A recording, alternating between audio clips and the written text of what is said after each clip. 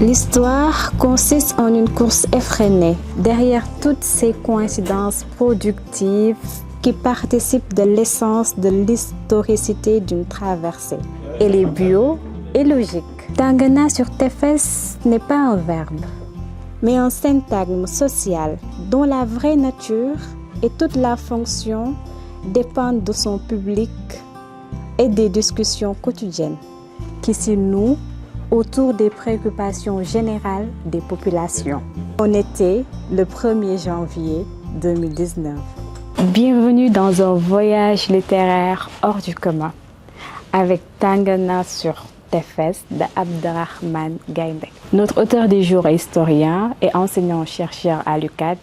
Il est auteur de plusieurs ouvrages et articles parus dans des revues spécialisées. À la manière des grands penseurs du passé, l'auteur dans ce livre nous invite à la contemplation et à la réflexion. Chaque mot, chaque page est un espace où se déploie une pensée en mouvement. En fait, tout ce que je pourrais vous dire sur ce livre n'aura pas le même impact face à une personne qui va ouvrir ces pages. C'est une invitation à une errance poétique et philosophique. Chaque page est une halte et chaque phrase une respiration. Il y a ce voyage intérieur totalement différent en fait, qui nous invite à voir le monde autrement. Moi au début, quand j'ai commencé à lire le livre, je me suis dit, mais où sont les chapitres? Où va m'amener l'auteur? Là, je suis vraiment perdue. Mais en fait, c'était pour mieux me retrouver.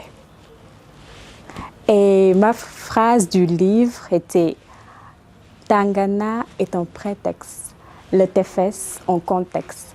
Ensemble, ils se métamorphosent en un concept. » Amoureux et amoureuses des mots, si vous cherchez à embrasser le monde autrement, ne manquez pas ce magnifique voyage, promenade littéraire, toujours disponible ici, à l'Harmattan Sénégal.